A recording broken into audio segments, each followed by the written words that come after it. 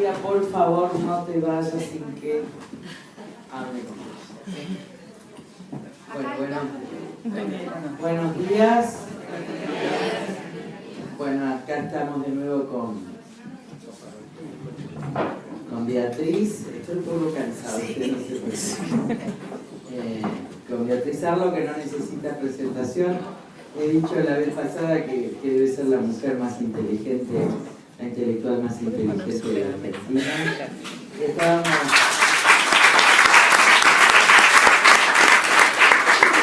La intelectual y los intelectuales, ¿eh? Estoy hablando solo del género. Y además nos estábamos charlando recién que vamos a hablar un poquito más de la coyuntura y de lo que significa el análisis del discurso de la presidenta del sábado, que me parece importante, digo, porque desde ese análisis podemos ver lo que podemos llegar a vivir en el próximo tiempo en la Argentina. Así que hablar hoy de la realidad puntual, que también es proyección del futuro, ¿no? Hablar del presente es proyectar el futuro. Así que la dejo con eso.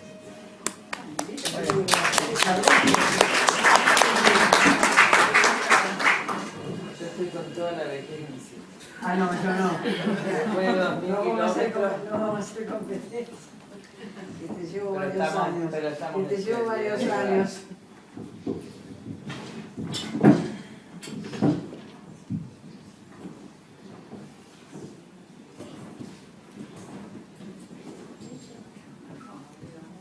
Bueno, buenos días. Buenos días. Sí, no se escucha nada.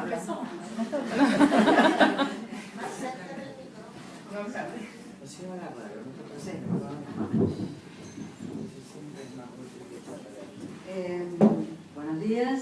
Buenos días. Acá, que me hayan recibido con tanta amabilidad. Y estábamos hablando recién con Lita de la profunda preocupación que queda después del acto de los 10 años de kirchnerismo, fundido con el aniversario de la Revolución de Mayo. En ese acto está claro que la presidenta prometió, como lo registraban todos los diarios, nadie dudó en leerlo de ese modo, ni La Nación, ni Clarín, ni Página 12, es decir, lo leyeron todo de ese modo. La presidenta prometió 10 años más. Y es curiosa la forma de la promesa, porque prometió muchas cosas. Una de ellas es que lo que se avanzó en los 10 años de kirchnerismo no iba a ser materia de retroceso, lo cual en una serie de puntos uno podría decir que estamos de acuerdo.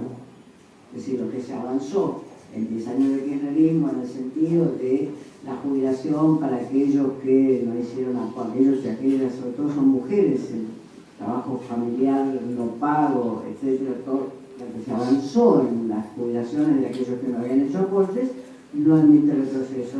Y creo que no habría ninguno de nosotros presente diciendo que sobre eso se tiene que retroceder, sino por el contrario, se tiene que consolidar y mantener. Lo que se avanzó en términos de asignación universal no admite retroceso, quizás admitiría perfeccionamiento según fue pensada la asignación universal, en principio por Carrió y por la revista Jurídica, cuando se presentó como proyecto. Admitiría más bien avance, pero sin duda no admitiría retroceso. O sea que hay una serie de cuestiones con las cuales uno dice, si la presidenta dice lo que se avanzó no admite retroceso, uno está perfectamente dispuesto a afirmar, a acompañar esa proposición. Pero lo que llamó la atención de la forma en que ella lo transmitió es que prometió 10 años, que es una cosa diferente. Es decir, cuando uno dice lo que se avanzó, no admite el retroceso, quiere decir que no admite el retroceso nunca más. Que siempre que haya una persona en condiciones de necesidad, sea un anciano por la jubilación universal, sea un niño por las condiciones de pobreza, o se convierta ella en universal, digamos, dejemos la discusión para otro momento, uno dice, bueno, esto no admite el retroceso nunca más. No es que se le pone plazo a eso que no admitiría retroceso. Ahora ella dijo 10 años más.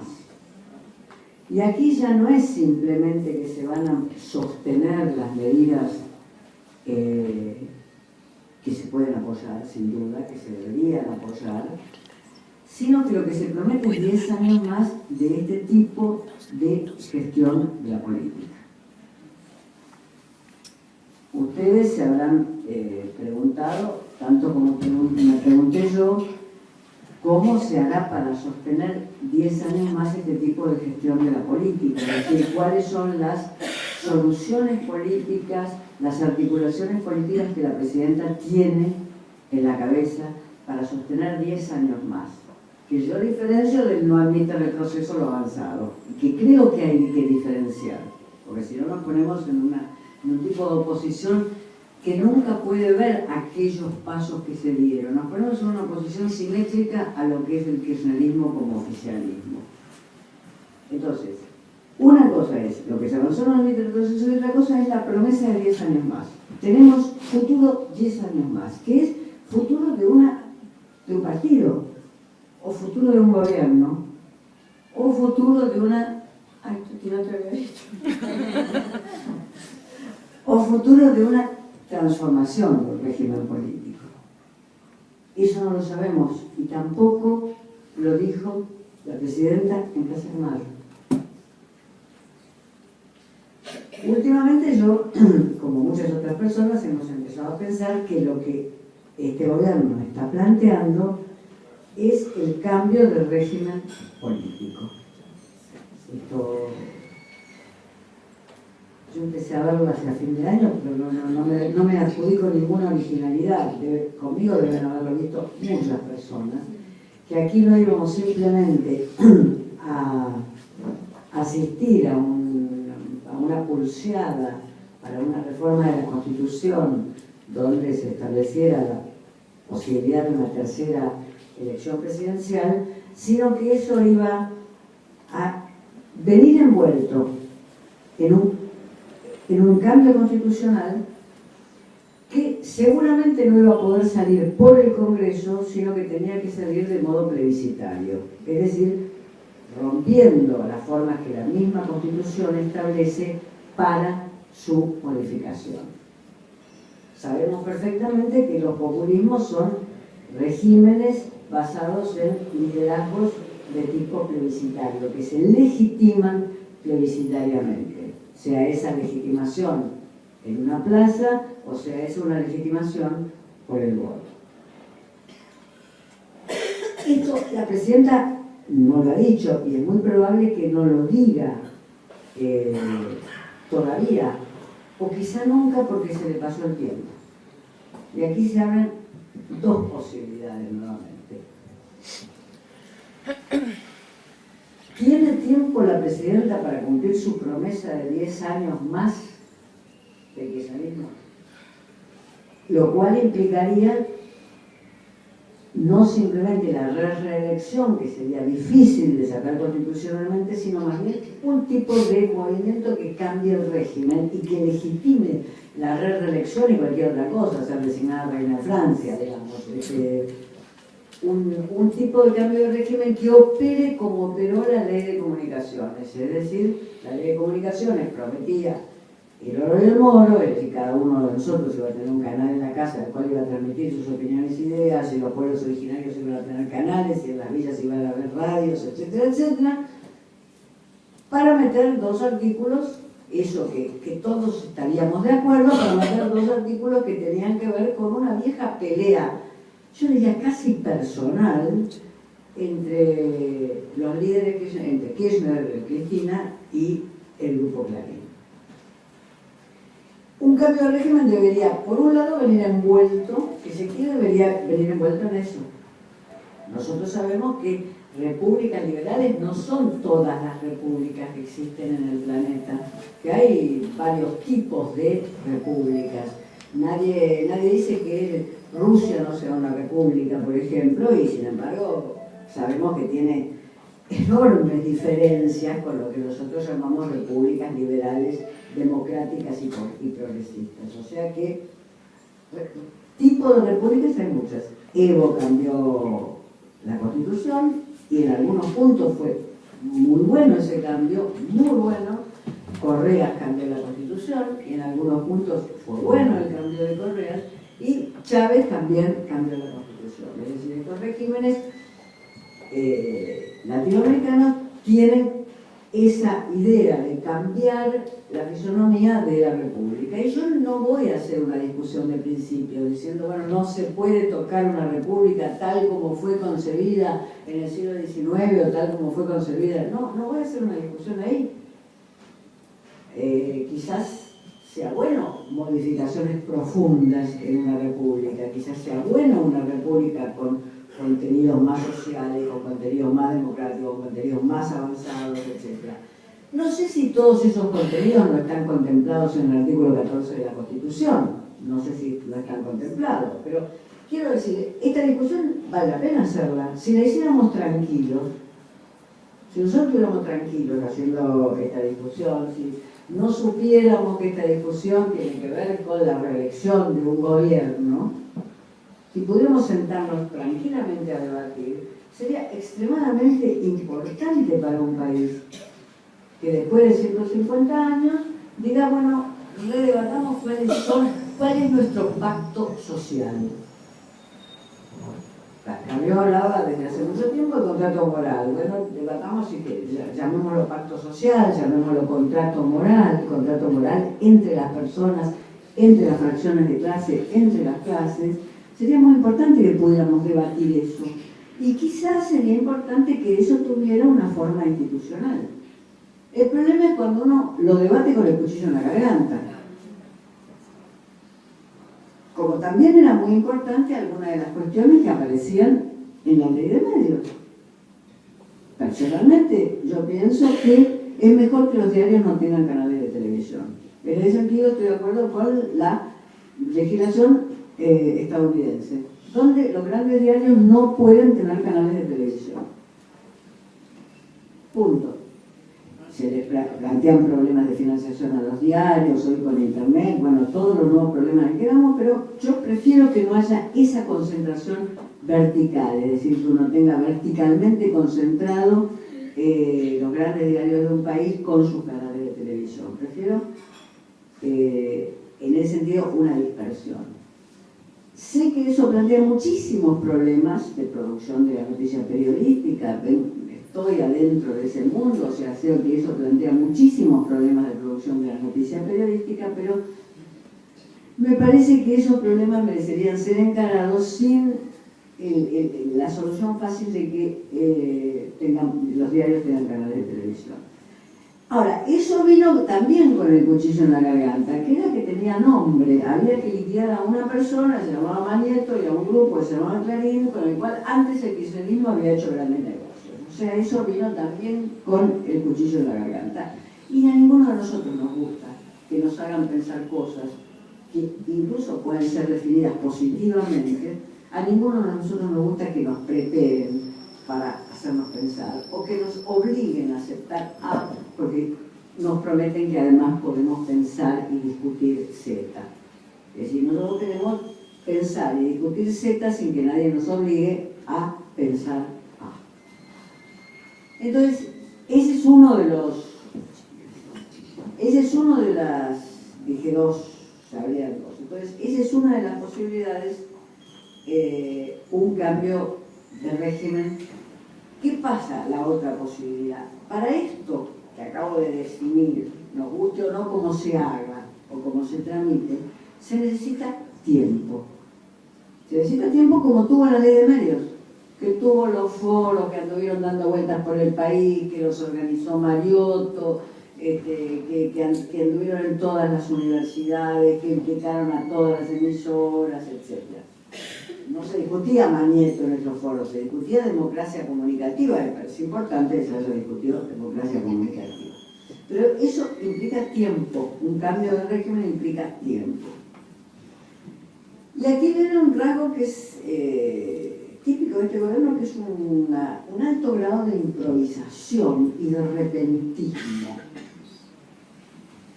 Cuando a mí se me ocurrió, van a un cambio de régimen, porque había estado observando el caso boliviano, había estado observando el caso ecuatoriano, y yo dije, van en este camino, que además es teorizado por lo que se llama el neoconstitucionalismo, que tiene principios verdaderamente interesantes, y los neoconstitucionalistas españoles habían visitado estos países de América Latina.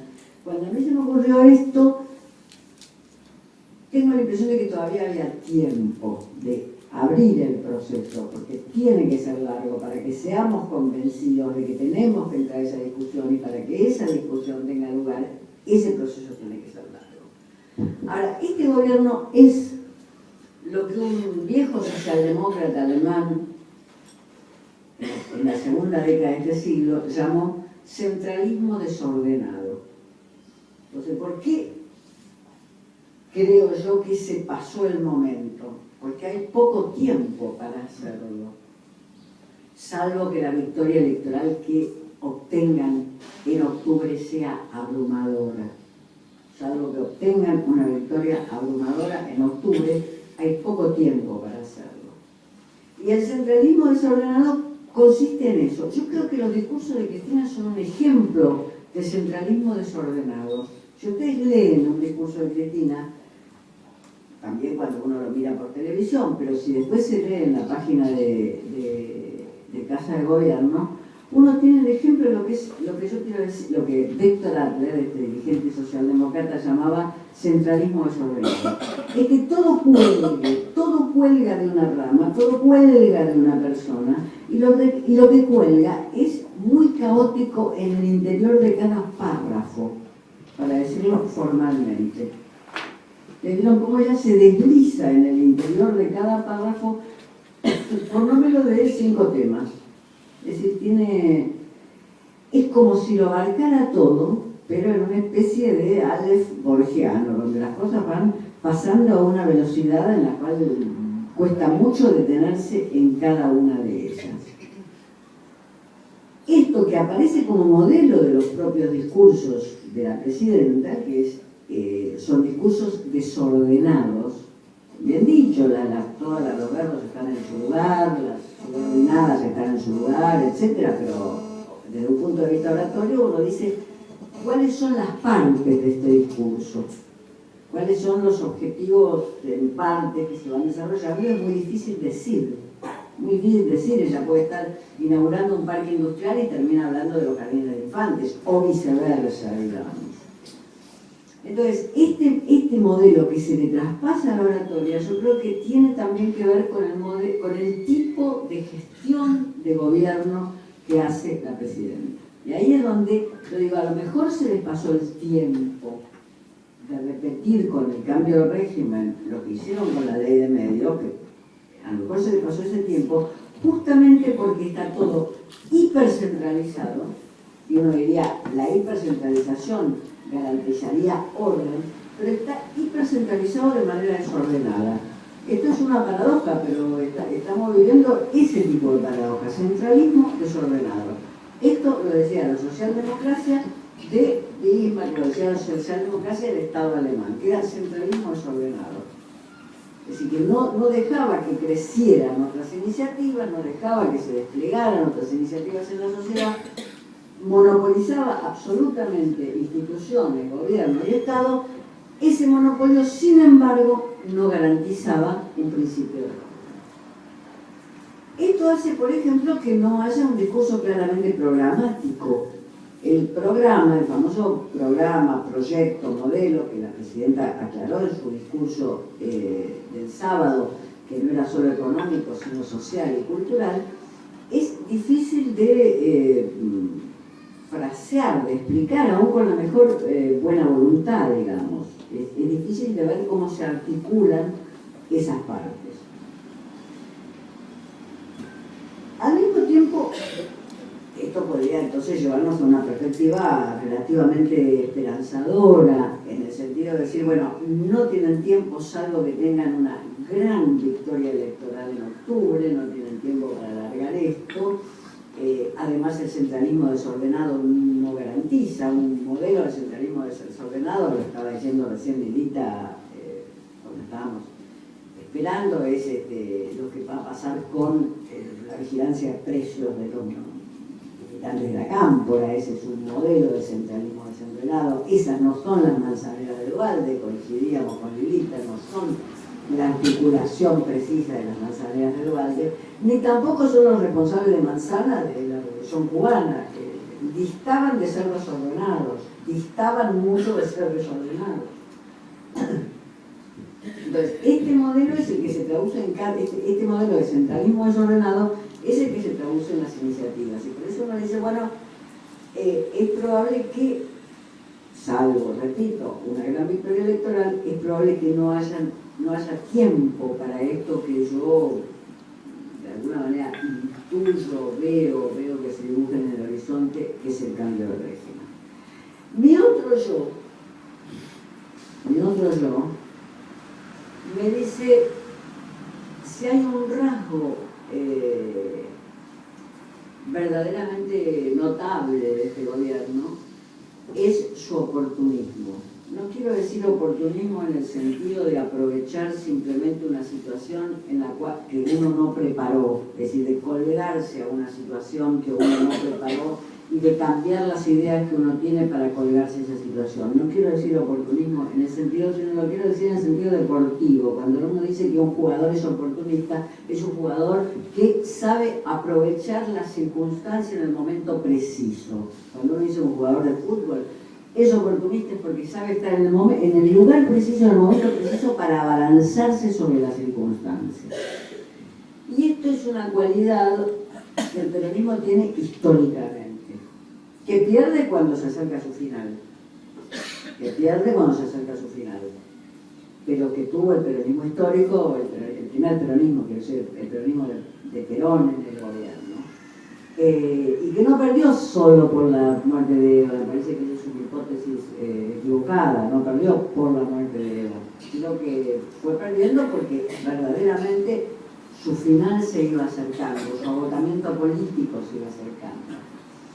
Entonces, si el kirchnerismo, que yo creo que pertenece, y creo que Lelita también piensa esto, si el kirchnerismo pertenece a la tradición, a lo que los historiadores llaman forma mentis, es decir, la forma de la cabeza. Si el peronismo tiene la forma de la cabeza, el kirchnerismo tiene la forma de la cabeza peronista, tiene ese oportunismo, es decir, esa capacidad de estar en el momento oportuno y de tomar lo que se presenta, tomar la coyuntura que se presenta. Con lo cual, uno podría decir, es muy difícil darlo por liquidado. Esta fue la desesperación que nos condujo a la Argentina al peor error del siglo XX, que fue el golpe del 55. Que los opositores, que fue el peor error del siglo XX. El golpe del 55 nos trajo todas las tempestades que vinieron después. Todas, porque se proscribió el peronismo, se proscribió la subida, 18 años, la Argentina vivió irredenta, una mayoría argentina popular, donde estaban los pobres, donde estaban los que más sufrían, vivió irredenta. Bueno, ¿qué pasó en el golpe del 55? Hubo un momento en que la oposición civil y militar, porque fue un golpe cívico-militar, dijo, estos no se van más. En este error es el que uno no tiene que caer jamás. Nunca, porque ya sabemos que la Argentina del siglo XX lo pagó 50 años pagó ese error. Pero esa desesperación, uno puede entender históricamente esa desesperación. Es decir, tener tener enfrente una organización política muy tentacular no digo en el sentido malo del término, sino en el sentido de que penetra mucho en la sociedad, que sabe mucho de abajo de la sociedad, que tiene muchos años de conocer abajo de la sociedad. O sea que es muy importante, no se puede gobernar si uno no conoce abajo de la sociedad. Tiene muchos años de eso y que tiene una enorme capacidad de reacción, Pero frente a eso estamos, esos rasgos mantienen el kirchnerismo. Entonces, en la coyuntura, y ahora ya paso a mis compañeros de mesa, en la coyuntura, la primera prueba a pasar es las elecciones de octubre.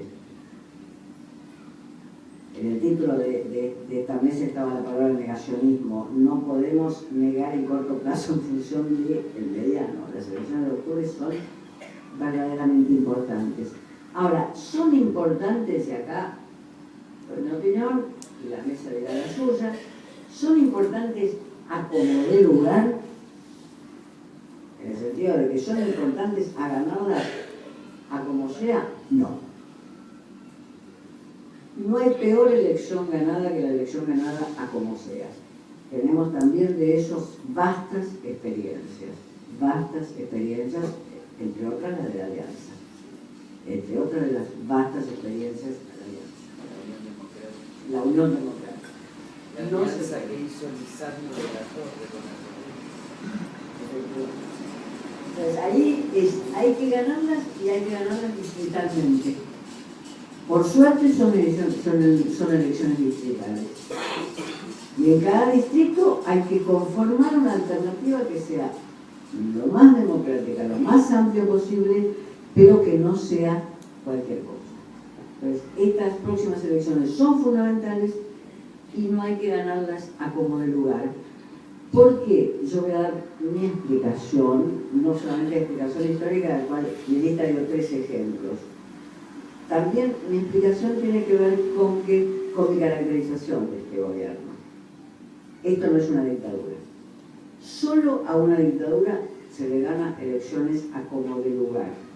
Porque el gobierno que sea elegido solo va a gobernar una transición y va a entregar el poder. Que es la forma en que uno podría llegar a pensar que se saca electoralmente una dictadura. El gobierno, una elección a como de lugar, es decir, con un frente de todo el mundo contra uno, siempre es un gobierno provisional. Entonces, solo una dictadura se le gana así. Yo creo que este gobierno no es una dictadura. Es un gobierno con una presidenta con muchos rasgos autoritarios, pero no es una dictadura. Por tanto, sería equivocado plantear la táctica que uno plantea frente a una dictadura. Durante la dictadura militar yo discutí mucho tiempo sobre si eso era totalitarismo o autoritarismo. Si hacía esa discusión sofisticada con los militares en el poder, para mí era autoritarismo, no totalitarismo, no habían ocupado la comunidad entera, eran represivos y sangrientos como los que más, como los nazis, como lo que fuere, pero no tenían el tipo de estructuración de la sociedad totalitaria. Si yo discutía en condiciones de dictadura si era autoritarismo o totalitarismo, es porque la política exige ese refinamiento, digamos, para ver qué es lo que tenemos que derrotar, o con quién nos tenemos que juntar, o cómo debemos avanzar. Voy a dar un último ejemplo porque esto puede estar también en la cabeza de algunos de los que están en el gobierno. Una dictadura o un invasor extranjero llama a un frente amplio sin exclusiones. Un invasor extranjero lo llama a un frente amplio sin exclusiones. Es decir, que es el caso de donde se salió la idea del frente amplio, el caso chino. Cuando China es invadida por los japoneses, Mao Zedong, al cual la derecha china le había liquidado 2 hijos, se alía con la derecha china, con Chiang Kai-shek, y hace toda la reconquista del territorio chino aliado con Chiang Kai-shek. En el momento en que son derrotados los japoneses, rompe ese pacto y avanza solo. avanzar, puede avanzar más, hubiera podido avanzar Chancay, no estaba dicho quién podía avanzar una vez que llegara Pekín. Es decir, uno tiene que caracterizar cuáles son las circunstancias en las cuales todo con todo. Todo con todo, todo con todo, todo con Macri, para mí no. Entonces, y tenemos alternativas digitales, volviendo a esto, tenemos alternativas en Buenos Aires, varias. Yo decía en broma, hace 2 o 3 días, y con eso termino porque Lilita lo va a matar. Yo decía, yo quiero verla a Lilita, yo quiero verla a Lilita y a Altamira en el Congreso.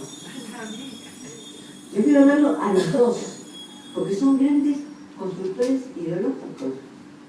Altamira es un hombre de más de 70 años que lleva una tradición importante que la del marxismo la ha llevado en su propio cuerpo, en su propio partido. Entonces, el periodista al cual se le decía, le decía, ¿y cómo vas a hacer? Nunca ha jugado con la violencia. Nunca jugó con la violencia. Y el periodista me decía, ¿y cómo vas a hacer? Y yo le decía, mira, yo... Es muy chica Altamira. Muy chica Altamira. Es muy chica. Entonces, eso, en Capital tenemos alternativas. No digo que olvidémonos como las alternativas que haya en otro lugar, pero quiero decir, en Capital hay alternativas, en Santa Fe hay alternativas, en la provincia de Buenos Aires va a haber alternativas. Tenemos alternativas. Y bueno, si me quiero poner optimista, podemos tener un excelente parlamento. Si me quiero poner optimista, para terminar con una nota optimista, podemos tener un excelente parlamento. Polemizar, porque esto es lindo. Yo cuando tomo el concepto de dictadura, tomo el concepto de dictadura en el sentido antiguo del término, y creo que estamos técnicamente en una dictadura del lado de ellos. No quiere decir que todavía hayan podido consolidar la dictadura. ¿Está? Pero tomo técnicamente la dictadura desde el proyecto de ellos y desde las acciones de ellos. Entonces, estaba la República, después estuvo el cesarismo que mantuvo las instituciones republicanas, es decir, mantiene el Senado ya no con las facultades del Senado, ya no los pretores con las mismas facultades, pero inauguran lo que se llama la dictadura. La dictadura es un plazo de suspensión de los derechos y también de los poderes por 6 meses, donde todo se concentra en el César por razones de guerra. Este es el origen de todos los estados de excepción. Cuando uno lee la historia de cualquier estado de excepción, estado de sitio, y todas las series de dictaduras, golpes de estado, etc., siempre va a remitir a esta figura que destruye, suspende las instituciones por 6 meses. Después se le va a llamar dictadura a lo que en realidad ya no es que suspende las instituciones por un tiempo, a lo que se le va a llamar estado de excepción, estado de sitio entre nosotros, sino a lo que significa la suspensión definitiva de las instituciones anteriores por un esquema de concentración de poder. Cuando yo digo que, Cristina, estamos técnicamente en dictadura desde las acciones de ellos, lo digo por 2 elementos. Cuando viene por el Grupo Clarín, que es el único grupo independiente que queda, digo en términos reales, después está La Nación, toda esta prensa escrita, que obviamente negocia, en caso de que Clarín desaparezca, ¿no? Negocia por sobrevivencia económica. Digo, el único que desapareció y no negoció fue la prensa. Y esa Gainza Paz, que yo creo que hay que hacer un homenaje alguna vez, porque con todos sus errores, con todas sus virtudes, es alguien que dijo, bueno, yo en esta instancia no comparto, no puedo estar de acuerdo o no, quebraron, pero no negociaron. La Nación siempre negoció. Ahora, cuando va por el Grupo Clarín, que es lo que paramos con la intervención hace 2 semanas, imaginémonos que hoy no existiera el Grupo Clarín. Es decir, que no existiera un canal con noticias alternativas. Y la otra es la reforma judicial. Cuando yo por mayoría simple puedo suspender o puedo acusar a los jueces, se termina el Poder Judicial. Se termina el Poder Judicial por lo menos como poder independiente y para las cuestiones más importantes. Incluso las relacionadas con el derecho de propiedad. No solo las políticas, sino incluso las relacionadas con el propio, no ya solo con la libertad de expresión, sino con el mismo derecho de propiedad. Entonces, técnicamente, por eso digo no políticamente.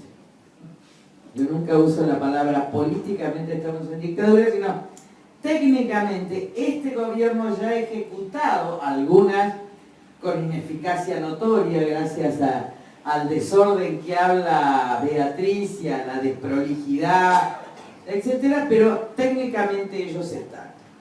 Una de estas, políticamente se está parando la dictadura cuando se para la intervención del Grupo Clarín y se pone a la Comisión Nacional de Valores en el control internacional de la IOC. Y otra, lo vamos a saber a partir de mañana. Se acaba de publicar ya en el boletín oficial la reforma judicial, así que a partir de mañana vamos a saber. Y ahí vamos a saber dos cosas. Y ahí eso es lo que uno tiene que tener claro, porque la sutileza es lo más inconstitucional desde el punto de vista formal, es el modo de elección de los consejeros. Porque uno esté de acuerdo o no, yo nunca estoy de acuerdo con el Consejo de la Magistratura, yo estoy de acuerdo con los concursos puros y simples, y el que va primero llega juez, ¿no? Y que haya un puntaje para mínimo puntaje para la valoración democrática, pero yo creo en el mérito, creo absolutamente en el mérito, porque esto hace bueno al Poder Judicial y hace bueno a la persona saber que llega por mérito y no por la conversación con alguno u otro político. Pero más allá de eso, la elección es estamentaria. Ahora, acá hay un lado oscuro, ambiguo, gris, desde el punto de vista del control de constitucionalidad, que es la mayoría para acusar, suspender y nombrar. Yo fui autora de la primera ley del Consejo de la Magistratura, que la tuve que negociar con Pichetto. Te das cuenta que el trabajo insalubre viene de años.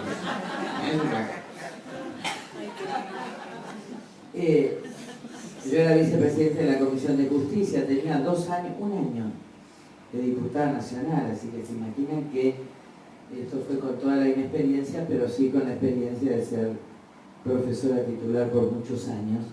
Entonces, yo peleé dos cosas: los concursos, que nadie quería, ni radicales ni peronistas querían concursos, y los 2/3, que en realidad fueron 3/4. Porque los 2/3 garantizaban, o los 3/4 garantizaban, que si bien era más lento el Consejo, nadie podía destituir y nadie podía nombrar, con lo cual el consenso facilitaba que los mejores pudieran llegar o que los más independientes no pudieran ser acusados. Ahora, es muy difícil decir que esto es inconstitucional si se cambia de 2/3 a mayoría simple. Porque la Constitución del 94 no puso esto de los 2/3. Miren, el núcleo de coincidencias básicas es un desastre andando. Y cuando yo veo a Paisado de nuevo y a Ricardo Quiroga de nuevo, y esto lo digo desde los ojos de jurista, ya no de político, el núcleo de coincidencias básicas es un conjunto ambiguo que dio lugar a todo. Es decir, porque en vez de prohibir los decretos de necesidad de urgencia, los prohíbe en el primer párrafo y los habilita sin límite en el segundo. Facultades delegadas es peor, que fue por donde se le fue el poder al Congreso, ¿no? Prohíben en el primer párrafo y habilita en casos de administración. Miren lo que es esto, miren esta palabra. Está en todos los casos. Pero claro, este es el problema de los acuerdos, por eso hay que tener mucho cuidado con hacer acuerdos. Porque ¿qué le pasó? Y esto parece que divago, pero tiene mucho que ver con las alianzas de ahora entre los partidos. Cuando alguien, y también con mi carácter arisco, yo soy una arisca, soy como esos, ¿viste? Esos caballos a yegua que van ahí para ser domada y no pueden. Pero que tiene que ver con esto. Una vez que, ¿qué le pasó al radicalismo? Una vez que entró en el acuerdo, sin puntos claros, no pudo salir más. Y se lo llevó puesto el PJ en ese momento. Por eso nunca hay que ir a la foto hasta que no esté de acuerdo.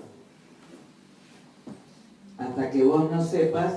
Y me entienden que la política de fotos es terrible, porque la política de fotos te lleva a esa ambigüedad que después vos podés terminar, qué sé yo, acostada con Moyano, sin saberlo, que es lo peor. No, porque si uno lo sabe, uno no sabe cuáles son las categorías sexuales de Moyano. Sabe las categorías morales, pero las otras las desconoce. Gracias a Dios. Entonces,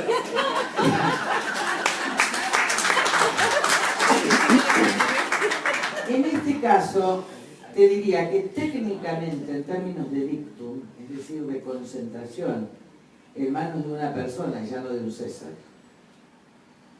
sino de lo que habíamos hablado, una mujer muy poco inteligente, contratapa de libros, que Beatriz Arlo, para quien yo pido el mayor aplauso, a mí me dio una tranquilidad de espíritu, la más grande de la era kirchnerista, cuando dijo, hablar de corrido no es hablar de eso.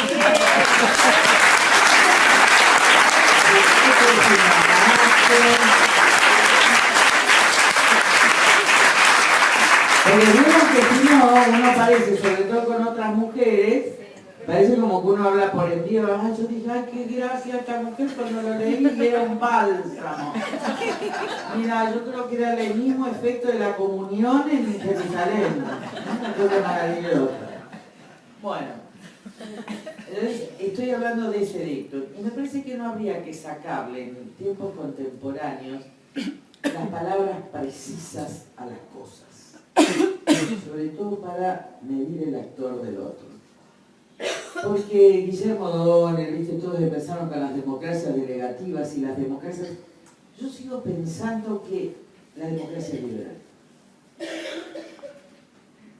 Sigo queriendo asignarle convencionalmente, esta es una decisión política, ¿se dan cuenta? Pero me gustaría que el consenso de muchos intelectuales fuera, mire, la única democracia en el sentido de pluralidad de poderes, de libertad de expresión, al riesgo de admitir incluso aquellas expresiones que de llegar al poder anularían el régimen, es la democracia liberal. Porque si no son democracias controladas, custodiadas, delegativas, y se nos va yendo cada vez más el núcleo de la división de poderes, que para mí es central, cuando Lowenstein dice concentración o distribución del poder. Y esto es lo que vale. Y el tema de la libertad de expresión, y ya no de la libertad de expresión de los medios. Porque ustedes deberían saber que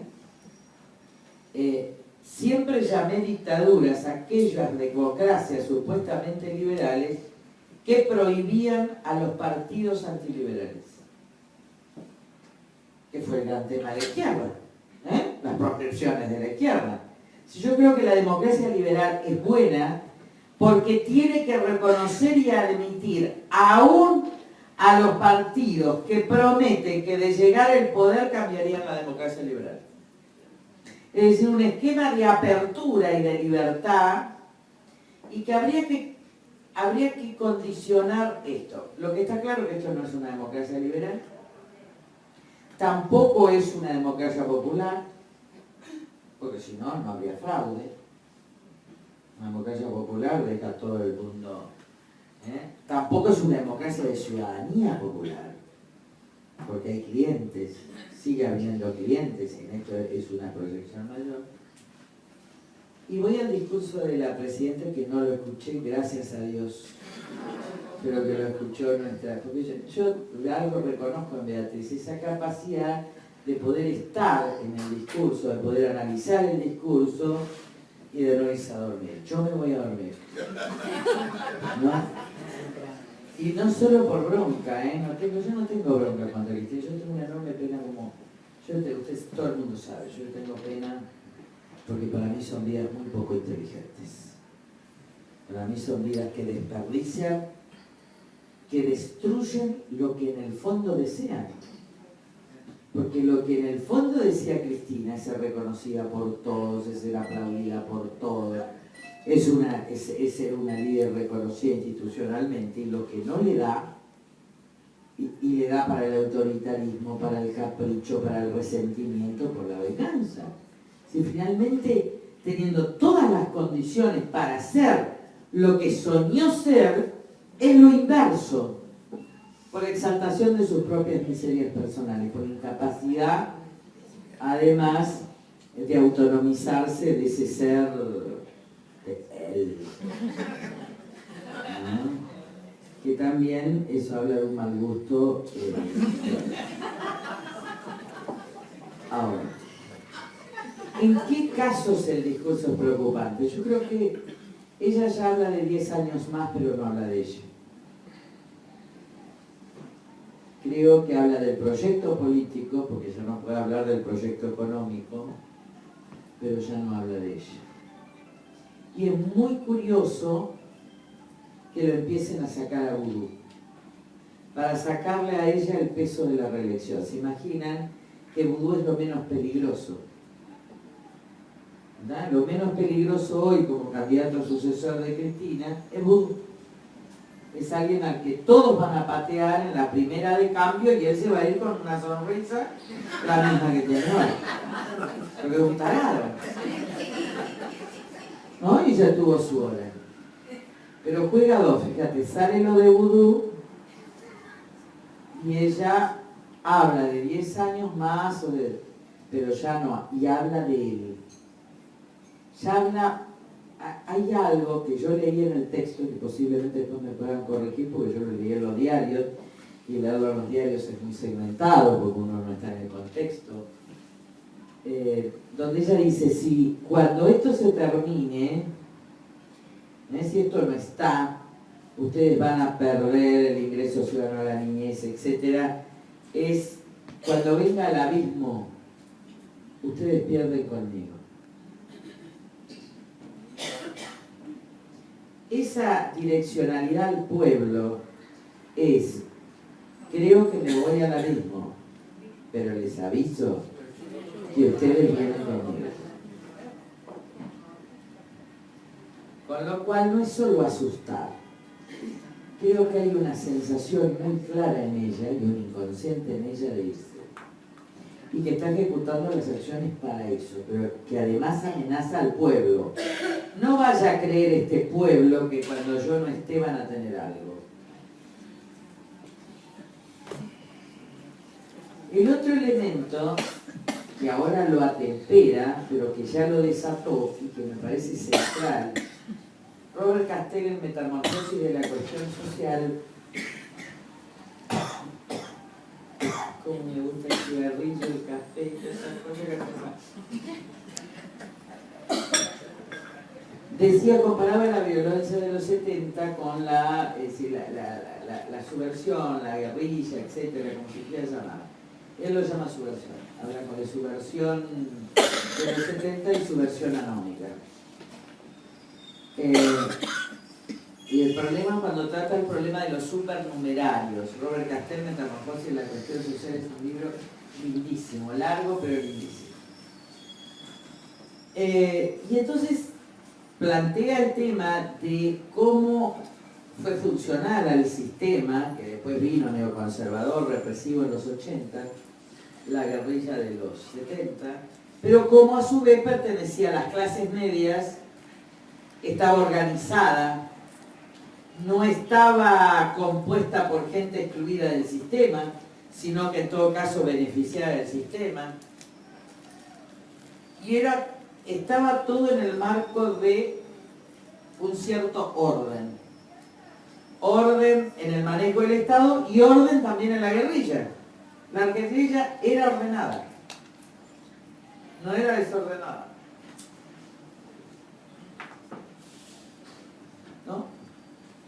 Ahora dice, el gran cambio con los supernumerarios, es decir, en los 30 años, con los excluidos del sistema, es que lo que existe ahora es lo que se llama una subversión, subvertir el orden existente, anómica, donde las víctimas, bueno, el Tote es una víctima, qué divino que está como víctima, miren, pero me da mi ojera, me gustan las víctimas, me gustan los supernumerarios. Los excluidos no tienen lugar. Y en consecuencia lo que se produce es que las víctimas se convierten en victimarios. Presos de la droga, del delito, de víctimas de un sistema que los excluye fuera del contrato social, como diría Cristeva en Sentido y Sin Sentido de la Revuelta, forman lo que se llama una subversión anómica que tira contra todo. Es el delito hoy. Es decir, ¿por qué matan estos chicos de 20 años? Porque están fuera, muchachos. Tiran contra el sistema y cualquier persona es el sistema. Y voy a seguir explicando, tiran contra el sistema porque ellos mismos no tienen sentido de la vida. ¿Cuál es el sistema para ellos? Y acá es donde Cristina no tiene la más pálida idea de lo que sucede en las villas, de esto también estuvimos hablando. Y la Cámpora tampoco, porque es un chico de clase media que cree que están haciendo la revolución. En las villas hay clases. Vos corregime esto. Hay clases. Lo que uno ve cuando está en una villa, cuando está ahí adentro, es que hay clases sociales. Clases sociales al interior. Entonces, el almacenero es un tipo rico. Imaginen un pueblo. Todos de acá nacimos de algún pequeño pueblo y el que no nació lo lamento tanto porque es divino. ¿No? Pero hay el almacenero que apenas le da para mandar a sus hijos al colegio, a lo mejor para tener un auto viejo, sin embargo es rico. Y el que tiene la farmacia, más rico todavía porque más tiene poder de curación. No hay cosa mejor que el farmacéutico para eludir a los médicos. Ahora, cuando Cristina, ¿entendieron? Hay clases en el interior de la villa. Y está el afuera, donde sí ya están totalmente desintegrados, afuera el country, o el barrio, etc. La lectura para un chico de la Cámpora de que hay que controlar precios de clase media es ir a Carrefour. Y seguramente irán a Carrefour una clara incitación a la violencia. Pero para el chico de la villa, de esta subversión anómica, el rico es el almacenero. Y como el almacenero no tiene nada que negociar, que sí tiene Carrefour, porque Carrefour negocia a fin de año, y entonces se entrega mercadería, vienen los tiros. Con lo cual lo que ella está haciendo fuera de contexto es lograr el enfrentamiento entre los pobres. Imagínense la Zabaleta. La Villa Zabaleta, la 20, ¿no? Donde se produce el mayor tráfico de armas ilegal. ¿Y dónde está el almacén del Paraguay? Imagínense esos chicos sueltos. A controlar, no van a controlar. Van a ir a sacar cosas. Y cuando vayan a sacar cosas, el hombre que ya está comprando al mayorista a un precio mayor y que no puede bajar el precio por la inflación que creó el gobierno, viene el enfrentamiento. Y esa que viene, que es inevitable porque hay una incitación del poder a esto, es lo que ella no percibe. Ahora, no percibe por ignorante, no percibe porque está loca. O porque les conviene. Porque un gobernante que no puede medir el contexto del cambio de situación, nunca hay que habilitar la violencia, pero habilitarla en estas condiciones supone de parte de toda esta sociedad que vino transitando la no violencia en todas las marchas, mantener la no violencia en la violencia, y esto es una prueba terrible. Porque creo que inconscientemente además ella está buscando que le digan que hay golpe. Entonces, para no repetir el 55 que yo comparto con ella, y a Francisco estuvo bárbaro, coraje y paciencia. Porque de la paciencia depende la salida de la República. Y la paciencia no es eterna, pero tiene que haber paciencia. ¿Está? Tiene que haber paciencia. Y vamos a tener hechos que llaman a la bronca, que llaman a una indignación feroz. Y ahí el rol es la paciencia. Me parece que en esto coincidimos, todos coincidimos en realidad, salvo en alguna cuestión, esa es la preocupación del hoy. Y la preocupación del hoy es preocupación del futuro, porque del modo en que la sociedad en general se comporte hoy, depende el futuro de la Argentina.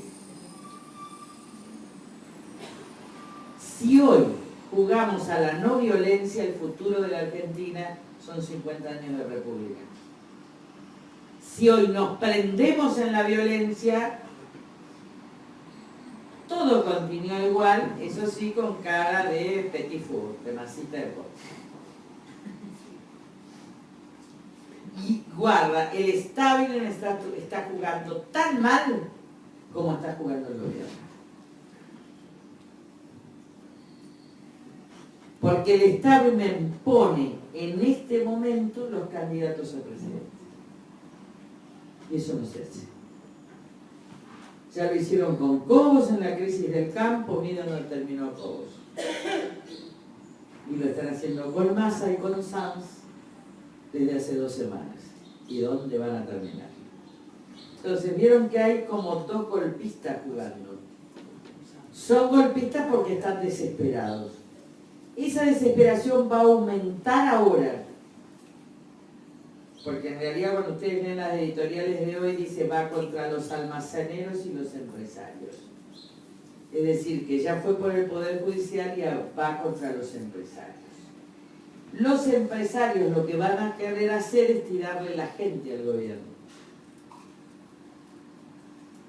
Los sindicatos opositores lo que van a hacer es querer tirarle la gente al gobierno. Y la gente, que no es gente, son personas, tienen que ser no violentos porque lo que las personas quieren es república y no golpe. Ni de un lado ni del otro. Porque golpe de un lado o del otro significa pagar 50 años más de repetición de esta historia. No es casual que muera Videla, pero está mal que Videla haya muerto maltratado. Si es que esto es así. Si es que los dolores por estar quebrado y la falta de atención. Pero no por Videla, por nosotros. Si Videla fue condenado a prisión perpetua,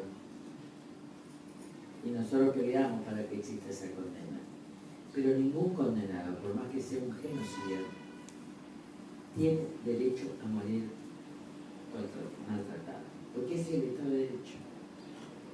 Si nosotros tenemos que, en cada acto, aún con la bronca que tengamos, por eso tampoco nos ensañemos con la cámpora.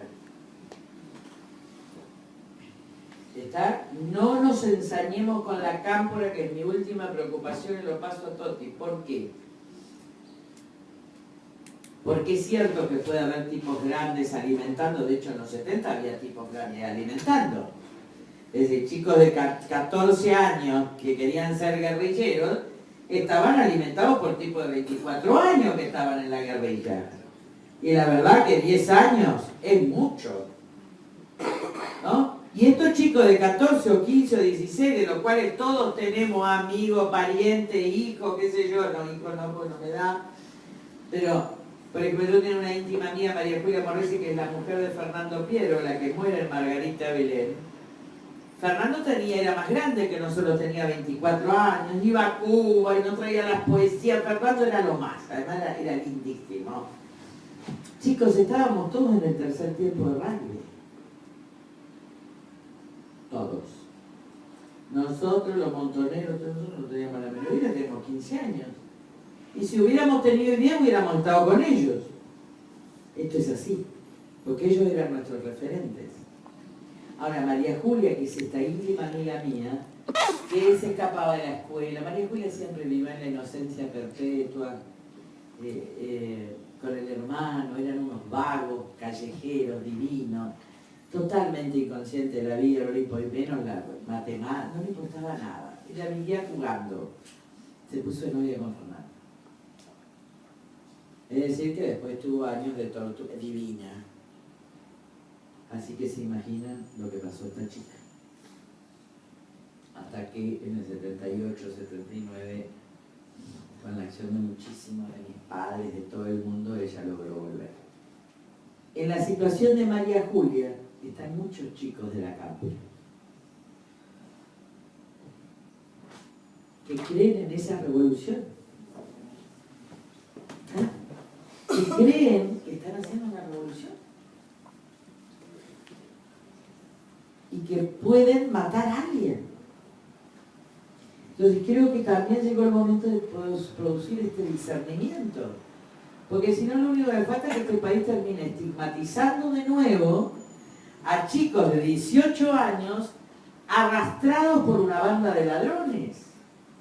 Y no podemos confundir las responsabilidades. No es que no hay que decir que no estén armados porque están armados, pero es lo que hay que decir, lo que yo muchas veces digo, miren, si le hubieran dado un chirlo y los hubieran encerrado en un cuarto sin poder ir a boliche el sábado, la mitad no estaba en la guerrilla. La mitad, digo, de los que murieron, los otros estaban negociando todo afuera. Yo estoy hablando de los que tenían mi edad. De los que tenían 16, 17, 18 años. Hay muchos y ustedes tienen que comprender, los jóvenes y los grandes. Porque acá debe haber madres de chicos revolucionarios de la Cámpora, está tíos, abuelos, hay que poder entender. Si uno no es revolucionario a esa edad, y capaz que hay un montón que se enamoró de un tipo que está en la Cámpora y de enamorada que está en la Cámpora. Eso pasó. ¿Cómo esto va a terminar? Y va a terminar con violencia, como tiene que terminar, porque ella incita, porque el PJ termina así por exceso. Tengamos cuidado con el juicio, porque acá se trata de salvar todo lo posible, de juzgar a los adultos todo lo posible, de que devuelvan el dinero todo lo posible, pero también de entender en los rasgos, en los jóvenes, todo lo posible, porque ellos tienen toda una vida por delante para darse cuenta de que este ha sido un engaño. Y nosotros tenemos la responsabilidad de no estigmatizar, porque la dictadura no se estigmatizó. Ser joven era ser delincuente en los 70. Digo, ¿se acuerdan lo que eran los colectivos que te pedían el documento, que te llevaban? Guarda entonces con estigmatizar a la Cámpora. Yo por ahí me paso porque digo, ¿no? Pero porque sé que tienen armas. Pero la verdad es que uno no tiene otro nombre, porque si empieza a dar un montón de otros nombres la gente no entiende. Pero como viene ese tiempo, me parece muy violento en la superficie, porque esto es parodia de los 70, pero violento en la superficie. Tengamos cuidado de juzgar a los adultos muy fuerte, de corregir muy fuerte a los jóvenes, pero no de estigmatizarlos, porque sería terrible que esta sociedad de nuevo haya chicos culpables a los 20 años, de por vida. Porque la verdad es que el relato ha confundido a todos. Yo cuando lo veo en la Cámpora están todos encantados con el discurso de Cristina. Y esto viene a una acotación. El problema es que el nivel cultural de la Argentina se ha degradado tanto que los diputados, y eso es mi indignación que a veces también me tengo que controlar, con la oposición, pues si no soy como igual que mi abuelo, que decía, todo esto son unos productos, decía la rural, que la oposición no tiene recursos intelectuales para poder contestar. Ni para poder entender, ni para poder contestar. Entonces todo el mundo habla de corrido, nadie habla bien. ¿Está? Y ahí estamos.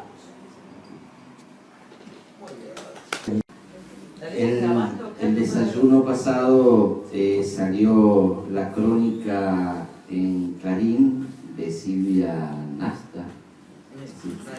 Estaba acá, pobre, es la suegra de mi arquitecto. Es la suegra de mi arquitecto de la casa sin techo. Vieron que tengo chakra como la Ahí decían que estas dos mujeres no me habían dejado hablar. Yo quiero decir que en realidad para mí es un enorme placer. Si yo hubiera estudiado comunismo, hubiera llegado a la misma conclusión que ella llegó brillantemente en este momento de lo que está pasando en las villas. Me ha mandado a estudiar a Robert Castelli, que yo interpreté que era Raúl y lo amé con él. Quería comentar dos ideas que a mí me parecen interesantes que aparecen en la actualidad como noticia, que es para analizar. La primera es la cuestión cultural del peronismo, ayer leía en los diarios las declaraciones de Dante Bullo.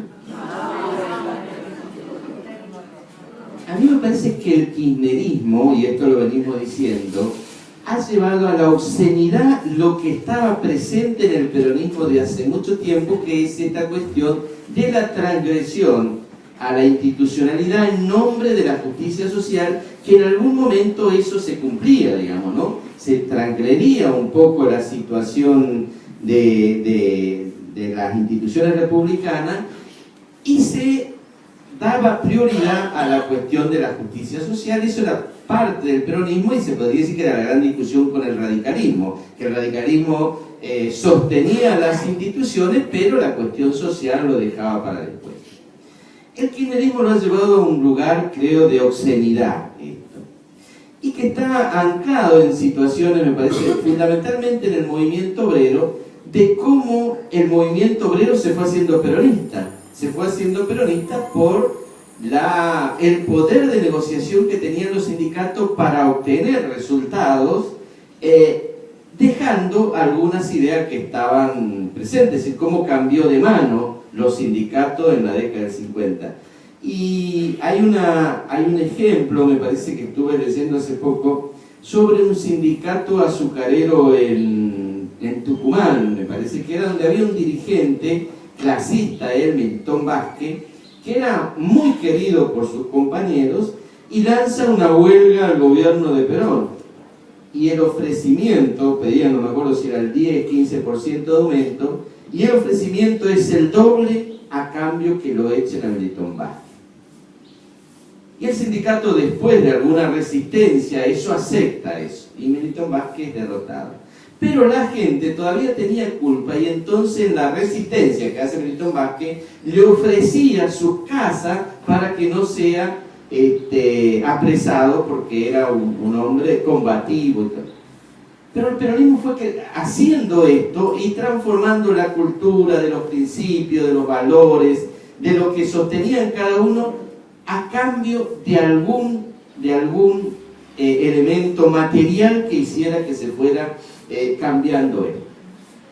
Qué sé yo, uno no está en la piel de los trabajadores tucumanos, seguramente lo ven como una cuestión cierta e importante para ellos, y la mejora de la calidad de vida, y tomaron esa decisión.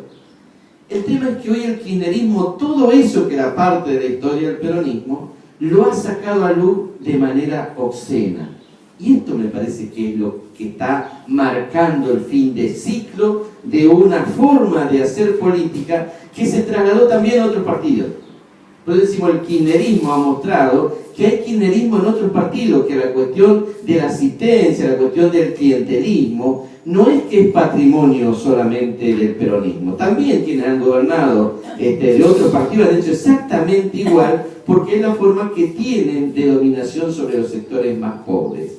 Y los pobres vienen sufriendo esto, que está instalado culturalmente en estos sectores desde hace muchas décadas.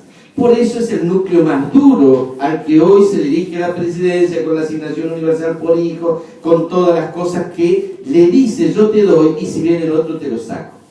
Eso se dice hace muchos años también en todos los barrios.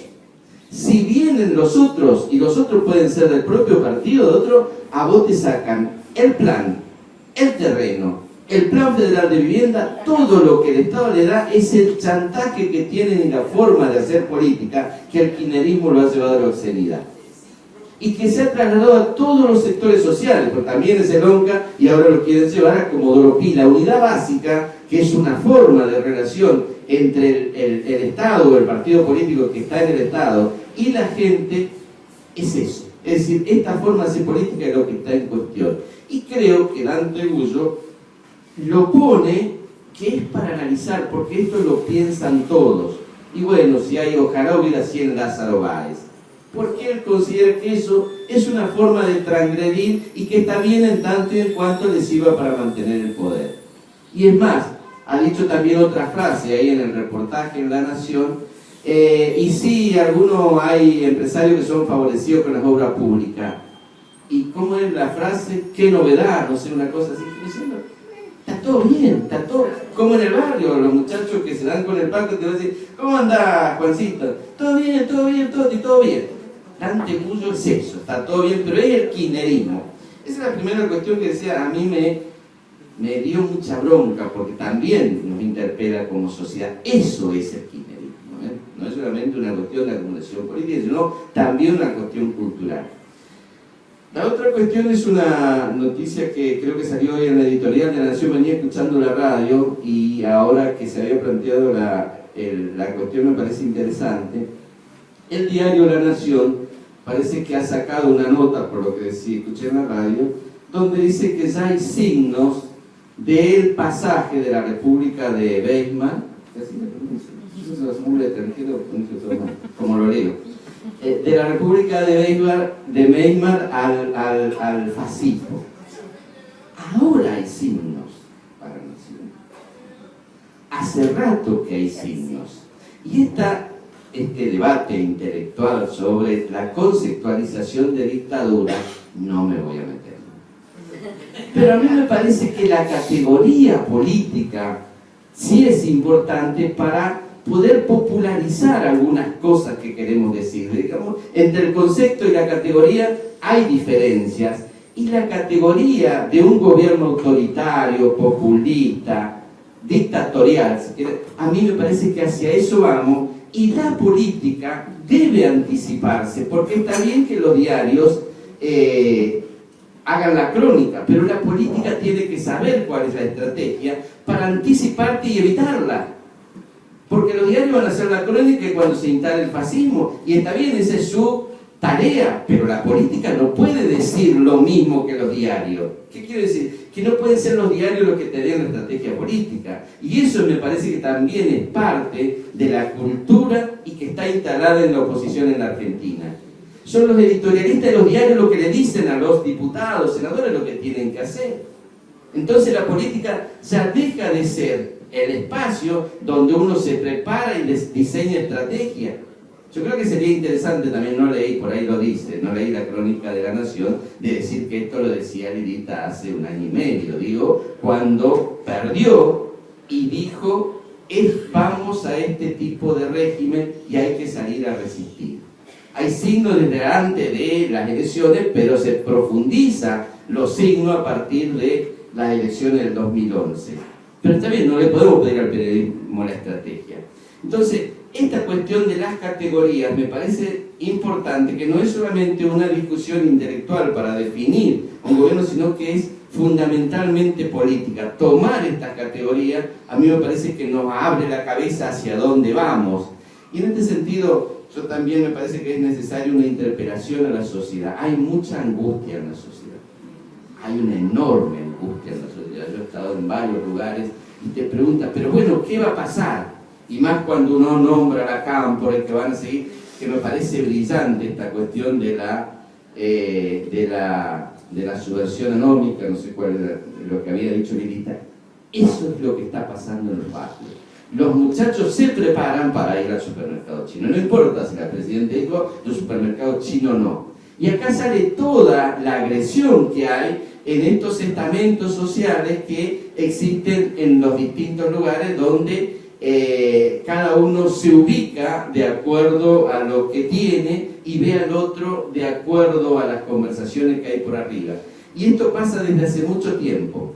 Cuando arriba hay internos se pelean por la tele, con la palabra, abajo hay pelea cuerpo a cuerpo y a tiros.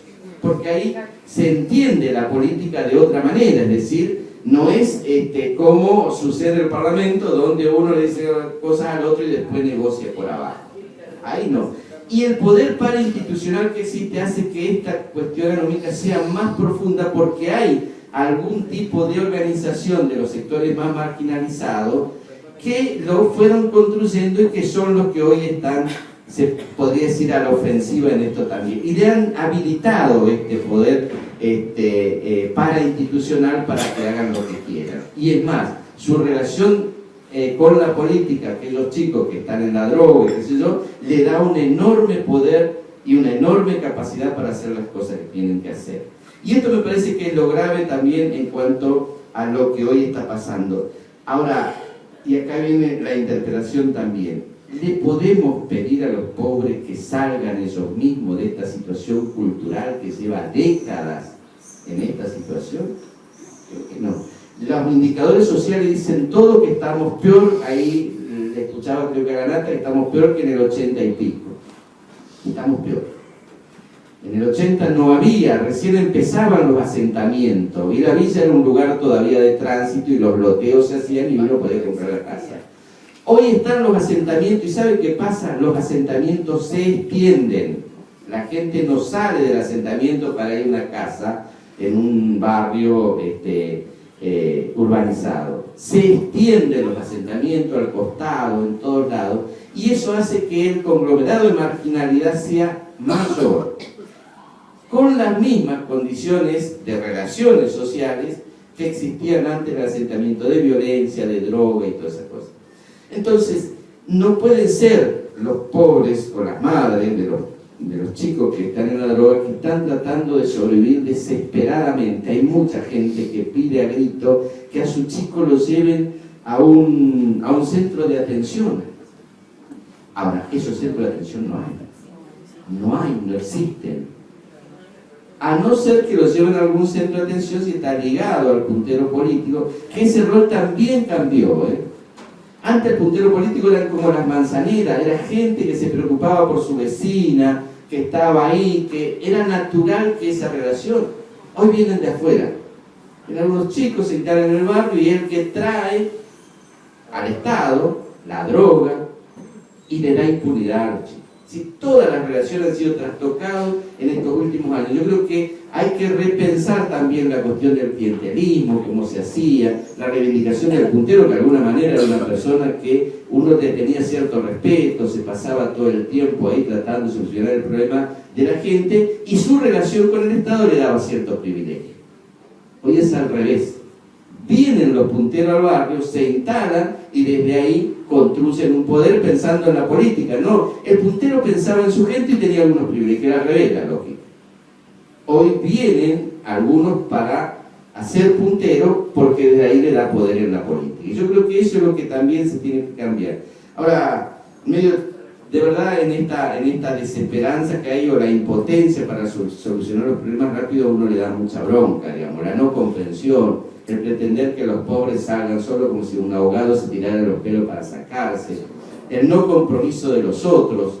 Pero a mí me parece que hay como un llamado a la sociedad en estos momentos en que hay que tomar el toro por las astas y participar. Creo que es muy importante participar. Esto es cierto. La verdad que yo estoy muy contento. Nosotros cuando vamos hay idea de participar. ¿Y por qué hay alguna gente que quiere participar y otra no? Y yo creo fundamentalmente porque hay un liderazgo y hay confianza. Uno no puede participar si no tiene alguna luz que le diga vamos para allá. Y eso es lo que pasa en la sociedad, y esto es como una situación que no se puede definir. Si no hay liderazgo que le digan que hay que salirse de esta cultura, es muy difícil que la gente que percibe que hay que salirse se instale para allá. Por eso a mí me parece muy importante estos debates, me parece muy importante la posibilidad de clarificarnos desde lo racional, pero también es importante jugarnos, y en esto he aprendido de Carrió, cuando uno está muy mal, apela a otras cosas, y ella nos ha hecho apelar a la fe, y yo tengo fe que este pueblo va a salir adelante. Me convenció.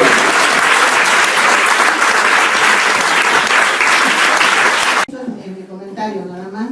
Ahí la distorsión, perdón.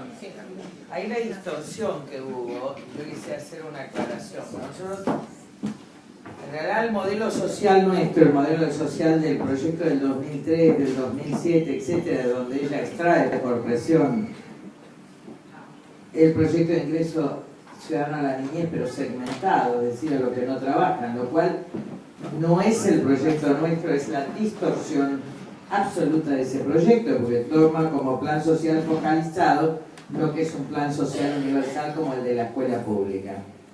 Nosotros establecíamos 3 planes sociales universales y uno atado a la escuela.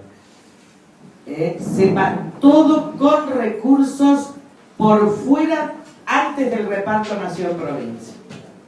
Es decir, que iban todos los fondos de la nación, todos los fondos de las provincias, y había, digamos, recursos de la federación, que sería las provincias más la nación, que estaban destinados a pagar el ingreso mínimo ciudadano a la niñez a todos, de modo tal que significara una especie de salario adicional a todos.